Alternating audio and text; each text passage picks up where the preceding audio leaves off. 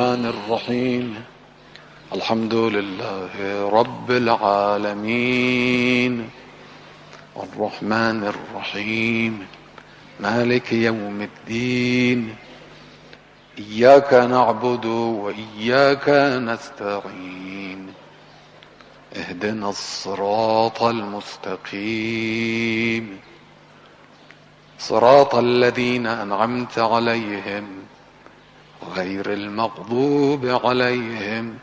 ولا الضالين. اعوذ باللہ من الشیطان اللعین الرجیم. بسم اللہ الرحمن الرحیم. الحمد للہ رب العالمین والصلاة والسلام علی رسول اللہ وعلی آلہ الطیبین الطاہرین المعصومین المظلومین. بہت شکریہ ناظرین آج ہمیں پھر جوائن کرنے کا. آپ کے سامنے سلسلہ دروس پیش کر رہے ہیں تفسیر سورہ حمد کے حوالے سے کہ جو دو عالم اسلام کی ممتاز مفکرین اور محققین اور علماء کرام کی کتب اور ان کے بیانات سے مستفید ہو کر ان کے بیانات سے ماخوذ نکات ہیں وہ آپ کے سامنے ہم پیش کر رہے ہیں. اور وہ شخصیات کے جیسے کہ آپ کو معلوم ہے کہ رہبر معظم آیت اللہ سید علی خامنائی اور مفکر اعظم مفکر عالم اسلام آیت اللہ شہید مرتضی مطہری کی شخصیات ہیں. اور ہم نے اب تک آپ کے سامنے ان دو نشستوں میں شروع کی دو آیات پر جو ہے وہ گفتگو کی، اور آج ہم اس تیسری نشست میں ہم تیسری آیت کے حوالے سے آپ کے سامنے کچھ نکات پیش کریں گے انشاءاللہ. اور ہم امید کرتے ہیں کہ انشاءاللہ پچھلی دو نشستوں کی طرح یہ نشست بھی جو ہے وہ آپ کے لیے مفید ثابت ہوگی اور آپ ہمیں اپنے فیڈ بیک سے آگاہ ضرور کرتے رہیں گے. تو تیسری آیت جو سورہ حمد کی ہمارے سامنے موجود ہے وہ بہت ہی مختصر آیت ہے پر بہت ہی گہری آیت ہے کہ جس میں ارشاد ہو رہا ہے کہ الرحمن الرحیم. الرحمن الرحیم یہ آیت صرف دو کلموں پر مشتمل ہے، الرحمن اور رحیم، کہ آپ کے سامنے ہم نے مختصر وضاحت الرحمن الرحیم کی پہلی آیت میں بسم اللہ الرحمن الرحیم میں آپ کے سامنے پیش کی، پر اب ہم جو اس کو دوبارہ اس آیت کے اندر کیونکہ الرحمن الرحیم جو ہے وہ تکرار ہو رہا ہے تو ہم تکمیلی نکات جو نکات تفصیل طلب تھے اور وہاں پر پیش نہیں کیے جا سکے تھے وہ آپ کے سامنے ہم یہاں پر پیش کریں گے. الرحمن الرحیم سب سے پہلے کہ جیسے ہم نے وہاں پر عرض کیا تھا کہ الرحمن الرحیم در حقیقت عربی میں صیغہ مبالغہ یا اسم مبالغہ عربی میں اسم مبالغہ کے وزن پر ہیں. ان کے معنی میں ہے کہ جو بھی صفت کثرت کے ساتھ اور شدت کے ساتھ کسی صفت کا جو ہے وہ اظہار کیا جا رہا ہو، اس کا ظہور ہو رہا ہو کسی صفت کا، تو اسے اسم مبالغہ کی شکل میں لایا جاتا ہے. اور اس کے مختلف اوزان ہوتے ہیں اور ہر وزن کے ایک مختلف معنی ہوتا ہے. کہ جیسے ہم نے کہا کہ الرحمن فعلان کے وزن پر ہے کہ جس کا معنی بے انتہا رحمت. رحمت جب فعلان کے وزن پر آ جاتی ہے تو وہ بے انتہا کے معنی میں آ جاتی ہے، بے انتہا وسیع رحمت کے معنی میں آ جاتی ہے کہ جس کی کوئی حد نہ ہو. تو اور جیسے ہم نے کہا رحیم جو ہے وہ فعیل کے وزن پر آتا ہے. جب فعیل کے وزن پر آتا ہے تو اس کا حقیقی معنی جو لغوی معنی بنتا ہے کہ وہ رحمت کہ جو ہمیشہ قائم رہتی ہے، ہمیشہ قائم و دائم رہتی ہے.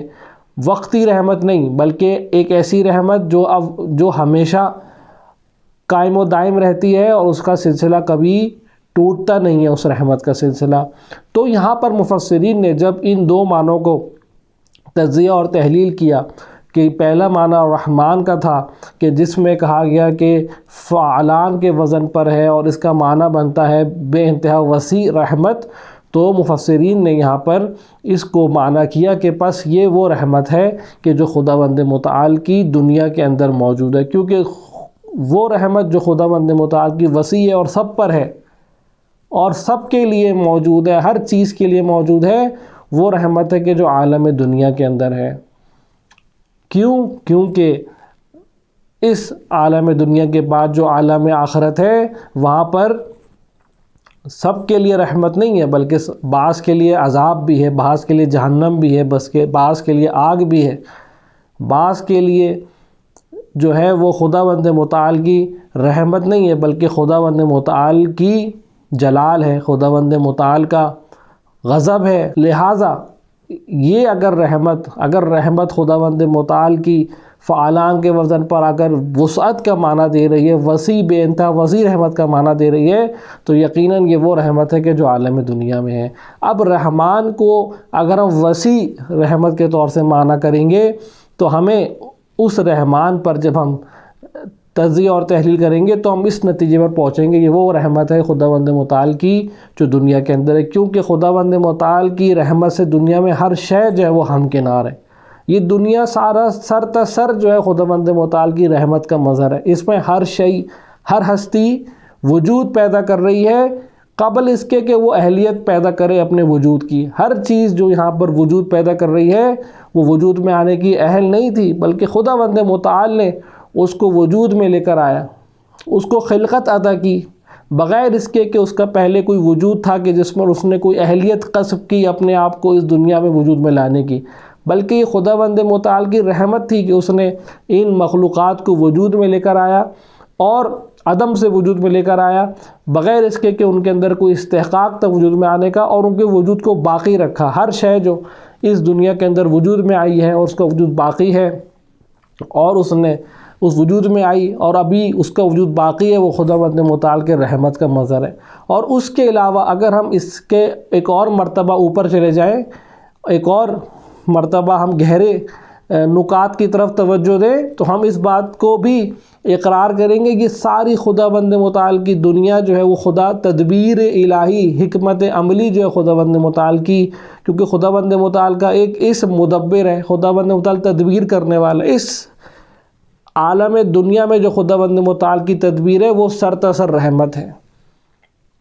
اس خداوند متعال کی اس تدبیر نے اس عالم دنیا کو سر تسر رحمت کا مظہر بنا دیا ہے۔ اس دنیا کے اندر جو شے ہے وہ خیر کا مظہر ہے، جو شے ہے، جو بھی چیز ہے وہ خداوند متعال کی رحمت کا مظہر ہے۔ ظاہری طور سے میں بعض چیزیں ہمیں بری نظر آتی ہیں، بعض چیزیں ہمیں شر نظر آتی ہیں، لیکن در حقیقت اگر اس کو ہم گہری نگاہ سے دیکھیں تو وہ شر نہیں ہے۔ اس دنیا کے اندر طوفانوں کا آنا، اس دنیا کے اندر زلزلوں کا آنا، اس دنیا کے اندر موت کا واقع ہونا یا مختلف چیزوں کا واقع ہونا، حادثوں کا واقع ہونا، وقتی طور سے تو اگر ہم وقتی نگاہ سے دیکھیں گے، چھوٹی نگاہ سے دیکھیں گے تو ہمیں لگے گا کہ یہ انسان کے لیے شر ہے، لیکن جب ہم ایک بڑی پکچر میں دیکھیں گے، جب اس کو عالم دنیا کے اندر چلنے والے پروسیسز کے اندر دیکھیں گے، اس عالم دنیا کے نظام خلقت کو جب ہم سمجھیں گے تو ہمیں سمجھ آئے گا یہ ساری چیزیں در حقیقت خیر کا مظہر ہیں۔ یہ اگر چیزیں نہ ہوتی تو کائنات کا تسلسل میں باقی رہنا، اس کائنات کا وجود کا باقی رہنا ممکن نہ تھا، انسانیت، بشر نو کی، انسانیت کی نسل کا باقی رہنا اس دنیا کے اندر جو ہے وہ ممکن نہ تھا۔ لہٰذا یہ سارے جو نیچرل فینومیناز ہیں کہ جس کو ہم ظاہری طور سے شر سمجھتے ہیں وہ در حقیقت خیر کا مظہر ہے۔ اس کے علاوہ بھی اگر انسان، ہم دیکھتے ہیں کہ بعض انسان شر جو ہے وہ اپنے وجود، اپنے عمل سے جو ہے پھیلاتے ہیں، خود ان کا عمل جو ہے وہ شر ہوتا ہے، وہ ان کا عمل بھی جو ہے اس خیر کے نتیجے میں، اس اختیار کے نتیجے میں ہے کہ خداوند متعال نے ان کو دیا ہوا ہے۔ اگر انسان مجبور ہوتا تو وہ اشرف المخلوقات نہ ہوتا، وہ فرشتوں کی طرح مجبور رہتا، کوئی اختیار اس کو نہ ہوتا۔ انسان کی فضیلت اس میں ہے کہ اس کے پاس اختیار ہے کہ وہ برائی کو چھوڑ کر اچھائی کا اختیار کرتا ہے، لہٰذا خود برائی کا موجود رہنا، برائی کے راستے کا موجود رہنا بھی جو ہے وہ ایک خیر ہے کہ انسان اس برائی کو چھوڑ کر جو ہے وہ خیر کے راستے کو اختیار کر سکے۔ اگر برائی کا راستہ نہ ہوگا، کھرے اور کھوٹے کا پتہ نہیں چل سکے گا، انسان کا امتحان نہیں ہو سکے گا، لہٰذا خود امتحان کا فلسفہ ایک خیر کا فلسفہ ہے۔ اور اگر انسان برے راستے کو اختیار کرتا ہے تو وہ در حقیقت وہ جو برائی ہے وہ خود اس پر پلٹتی ہے، وہ خداوند متعال پر نہیں پلٹتی۔ لہٰذا یہ رحمت جو ہے یہ دنیا، یہ عالم خلقت، یہ خیر اور شر کا ہونا، اور اس پر بھی بحث ہے کہ آیا خیر اور شر جو ہے وہ حقیقت میں موجود بھی ہے یا نہیں ہے، بلکہ یہ شر جو ہے وہ ظاہری شر ہے اور حقیقت میں خیر ہے کہ جس کو ہم شر سمجھ رہے ہوتے ہیں، کہ ایک تفصیلی بحث ہے کہ جو یہاں پر ہم پیش نہیں کر سکتے، لیکن مختصر طور سے جو ہم نے آپ کے سامنے توضیح دی اس کے مطابق یہ سارا عالم خلقت جو ہے خداوند متعال کی رحمت کا مظہر ہے، اور اگر ہم اس عالم خلقت پر نظر دوڑائیں تو ہم خدا کے رحمان ہونے کا اقرار کریں گے۔ یہ عالم خلقت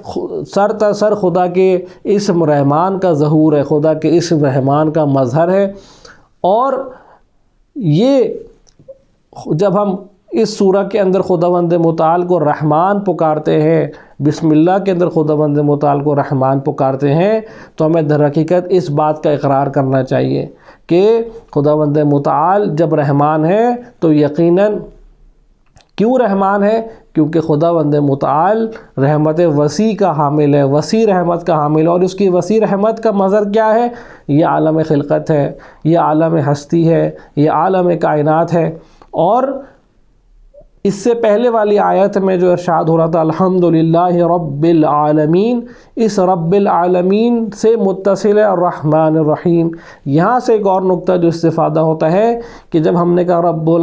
العالمین کہ خداوند متعال عالمین کا رب ہے، تو یہ رب جو ہے وہ کس طرح کا رب ہے؟ عالمین کا رب کس طرح کا رب ہے؟ یہ وہ رب ہے کہ جو رحمان ہے اور رحیم، یہ سارے عوالم کی، یہ سارے عالم کی جو ہے وہ پرورش کرتا ہے، پرورش کرنے والا ہے، تربیت کرنے والا ہے، ان کی کمال تک پہنچانے والا ہے۔ کس وسیلے سے؟ رحمت کے وسیلے سے، رحمت عام کے وسیلے سے، وسیع رحمت کے وسیلے سے، اور رحمان کے ذریعے یعنی، یا رحیم کے ذریعے، یا رحمت خاص کے ذریعے، یا مخصوص رحمت کے ذریعے۔ تو خداوند متعال رب العالمین ہے۔ کس طرح کا رب العالمین ہے؟ کہ وہ رب العالمین ہے، اس طرح کا تربیت کرنے والا ہے، اس طرح کا کامل کرنے والا ہے، اس طرح کا ہدایت کرنے والا ہے، اس طرح کا مالک ہے کہ جو اپنے جو تحت اختیار جو اس کے عوالم ہیں ان کو اپنے رحمت کے سائے میں پروان چڑھاتا ہے۔ اب ان کو اپنی وسیع رحمت کے سائے میں پروان چڑھاتا ہے، اور بعض کو انسان کو اپنی خاص رحمت، بعض انسان کو اپنی خاص رحمت کے سائے میں پروان چڑھاتا ہے۔ تو یہ الرحمن کی بحث۔ آگے ہے رحیم، کہ جس میں ہم نے کہا کہ رحیم بھی اس میں مبالغہ ہے فعیل کے وزن پر۔ جب اس میں مبالغہ فعیل کے وزن پر آتا ہے تو اس کا معنی بن جاتا ہے ہمیشہ ثابت رہنے والی رحمت، وہ رحمت جو ہمیشہ جاری و ساری رہے گی، جس کا کوئی حد نہیں ہے، جس کے کوئی اختتام نہیں ہے، جس کی کوئی جو ہے وہ سلسلہ ٹوٹنے والا نہیں ہے۔ تو اس پر جب مفسرین نے تجزیہ کیا، اس پر تفکر کیا، تو انہوں نے کہا لہٰذا یہ وہ رحمت خداوند متعال کی جو انسانوں کے لیے، کیونکہ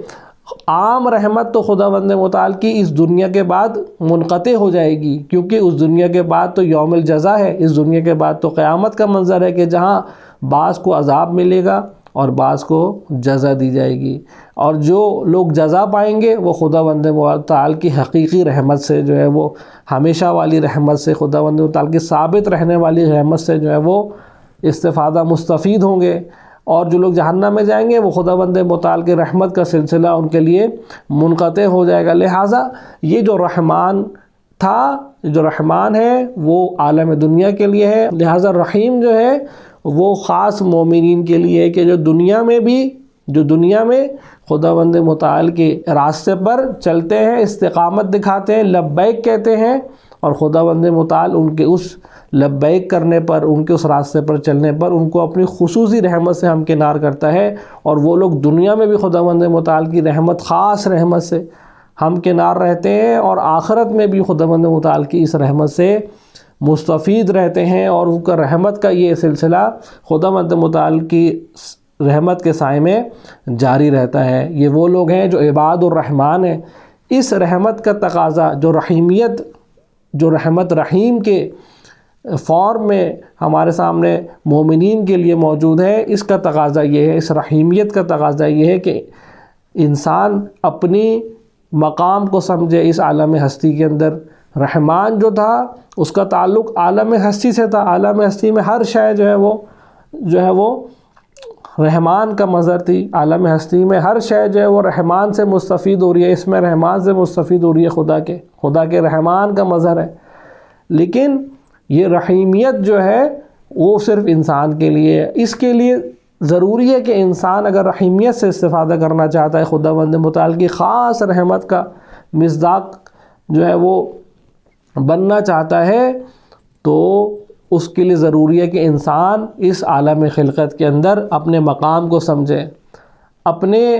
انسان ہونے کے تقاضوں کو سمجھے، اپنی انسانیت کے مظہر کو سمجھے، اپنی انسانیت کے مرتبے کو سمجھے، اپنے اشرف المخلوقات ہونے کو پہچانے، درک کرے، اس کا ادراک کرے اور اس کے تقاضوں کو پورا کرے۔ وہ یہ سوچے کہ کیا وجہ ہے کہ خداوند متعال نے پوری عالم ہستی جو ہے وہ اتنی وسیع عالم ہستی، اتنے وسیع عوالم جو ہیں وہ خلق کیے ہیں، آیا یہ سب باطل خلق ہوئے ہیں؟ آیا یہ سب کسی اور شے کے لیے خلق ہوئے ہیں یا صرف انسان کے لیے خلق ہوئے ہیں؟ قرآن میں ارشاد ہوا کہ ربنا ما خلق ھذا باطلا، کہ اے خدا تو نے اس کائنات کو باطل خلق نہیں کیا، بے لغو و لہب خلق نہیں کیا، کسی ہدف کے لیے خلق کیا ہے، اور وہ ہدف کیا ہے؟ انسانیت کو خلیفۃ اللہ کے مرتبے تک لے کر جانا، انسانیت کو فلاح کے مرتبے تک لے کر جانا، انسانیت کو حیات طیبہ کے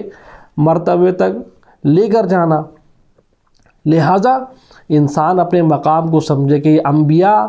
کیوں آئے، اتنے 1,24,000 انبیاء آئے جنہوں نے دن رات زحمتیں کیں، مشکلات اٹھائیں، اذیتیں اٹھائیں، کیوں اٹھائیں، کس وجہ سے اٹھائیں؟ انسان اس بات کو سوچے، انسان اس بات کو سوچے کہ یہ شریعتیں کیوں بھیجی گئیں، کتابیں کیوں بھیجی گئیں، اولو العزم انبیاء کیوں بھیجے گئے، اتنی شریعتیں حلال اور حرام کس لیے بھیجی گئیں، یہ ادیان ابراہیمی کیوں آئے، کیا وجہ تھی ان کو بھیجنے کی؟ انسان ان سب کو سمجھے، غور و فکر کرے کہ قرآن نے کہا افلا یتدبرون افلا تعقلون افلا تتدبرون افلا یتفکرون، کیا تم غور و فکر نہیں کرتے، کیا تم تدبر نہیں کرتے، کیا تم نہیں سوچتے، کیا تم آیات خدا پر غور نہیں کرتے، کیا تم اپنے سابقہ لوگوں کے قصوں سے سن کر ان پر غور و فکر نہیں کرتے، خدا کی آیات کا ادراک نہیں کرتے؟ تو انسان اس مقام کو سمجھے، انسان اپنی حیثیت کو سمجھے، اس عالم خلقت کے اندر اپنے مقام کو سمجھے، اور اس کے بعد اس مرحلے پر جب وہ سمجھ لے گا تو قرآن ارشاد فرماتا ہے کہ اِنَّا ہَدَيْنَاهُ السَّبِيلَ اِمَّا شَاكِرًا اَوْ كَفُورًا، کہ ہم نے انسانیت کو راستہ دکھا دیا ہے۔ اب چاہے وہ شاکر بنے اور اس راستے پر چلے، یا نہیں وہ کافر ہو جائے اور اس راستے کا انکار کر دے، اس راستے پر چلنے سے انکار کر دے۔ اب جب انسان شاکر ہو جائے گا، اس راستے پر چلے گا، تو ان کے لیے قرآن نے کہا کہ والذین جاہدوا فینا، کہ جو لوگ ہمارے راستے میں جہاد کرتے ہیں، کوشش کرتے ہیں، سعی کرتے ہیں، جد و جہد کرتے ہیں، لنہدینہم سبلنا، تو ہم جو ہے ان کو اپنا راستہ دکھائیں گے، ہم انہیں ان کے لیے راستہ کھولیں گے، ہم ان کو ہدایت دیں گے، ہم ان کے لیے ہدایت پہنچائیں گے۔ ہماری ذمہ داری ہے ان کو ہدایت دینا، انسان کی ذمہ داری عمل کرنا۔ حل جزاء الاحسان الا الاحسان، انسان کا کام ہے اپنی ذمہ داری ادا کرنا، خدا کے راستے پر چلنا،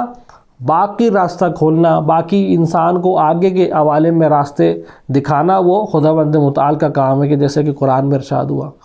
اور اس کے بعد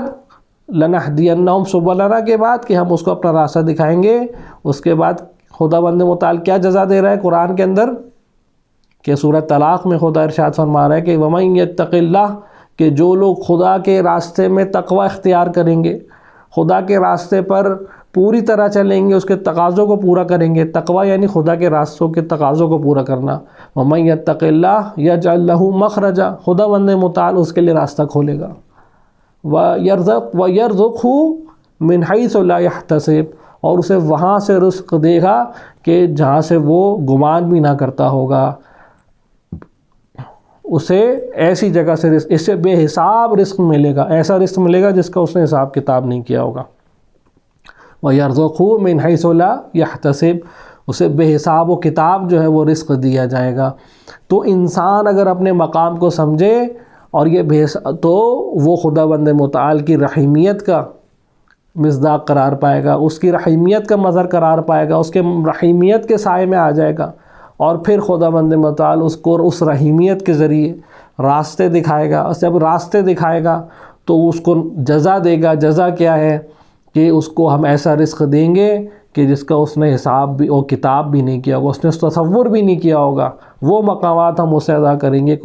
قرآن نے اس کو ایک اور جگہ تعبیر کیا، لَنُحْيِيَنَّهُ حَيَاةً طَيِّبَةً مَنْ عَمِلَ صَالِحًا مِنْ ذَكَرٍ أَوْ أُنْثَىٰ، کہ جو عمل صالح انجام دے گا، چاہے وہ مرد ہو چاہے وہ عورت ہو، لَنُحْيِيَنَّهُ حَيَاةً طَيِّبَةً، ہم اسے حیات طیبہ عطا کریں گے۔ یہ حیات طیبہ وہ رزق ہے کہ جو انسان نے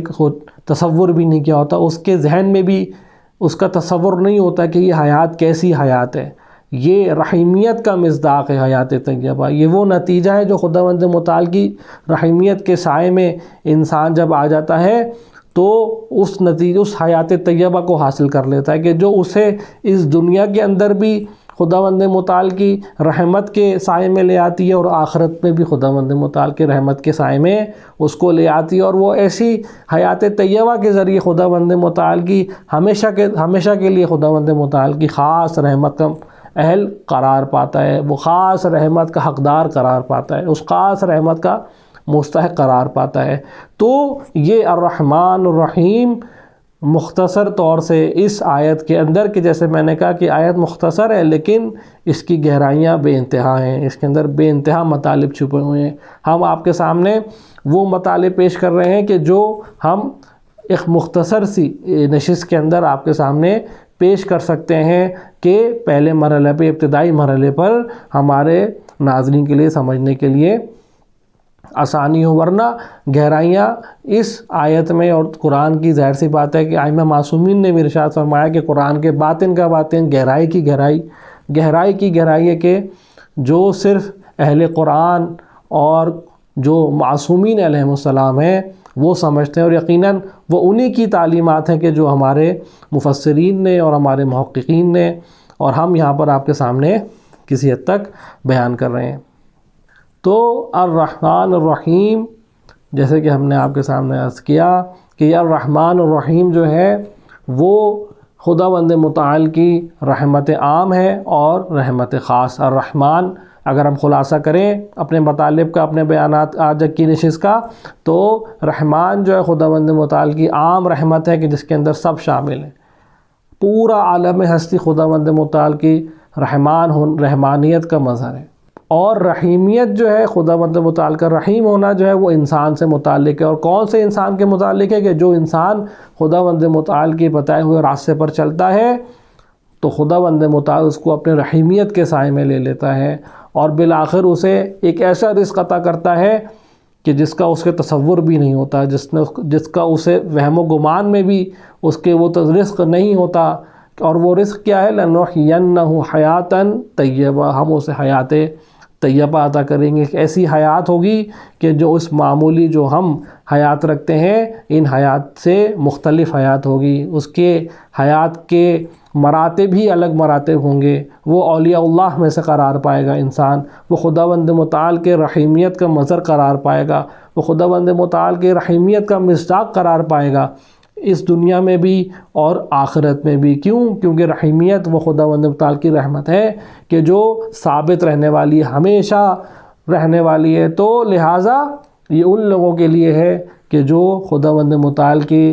راستے پر عمل کرتے ہیں۔ لہٰذا کہا گیا کہ رحیم یعنی خاص رحمت، خداوند متعال کی خاص رحم کرنے والا، خصوصی رحمت جو ہے وہ رحیمیت کا معنی میں یہاں پر استعمال ہوتی ہے۔ تو یہ آج کے نشست میں ہم نے رحمان اور رحیم جو سورہ الحمد کی تیسری آیت ہے اس کے حوالے سے ہم آپ کے سامنے مختصر گفتگو پیش کی۔ امید ہے کہ انشاءاللہ یہ مطالب آپ کے لیے فائدہ مند ثابت ہوں گے۔ ہم یہ مطالب اس بات کا باعث بنیں گے ہم کہ قرآن سے زیادہ ہم نزدیک ہوں، قرآن کے مطالب پر زیادہ سے زیادہ ہم غور و فکر کریں، اور ان کے تقاضوں کو پورا کرنے کے لیے اب اپنی عملی زندگی میں ہم زیادہ سے زیادہ محتاط ہوں اور زیادہ سے زیادہ ان کے تقاضوں پر ہم عمل پیرا ہو سکیں۔ ہمیں اپنی دعاؤں میں ضرور یاد رکھیے گا، اپنا فیڈ بیک دینا نہ بھولیے گا۔ والسلام علیکم ورحمۃ اللہ وبرکاتہ۔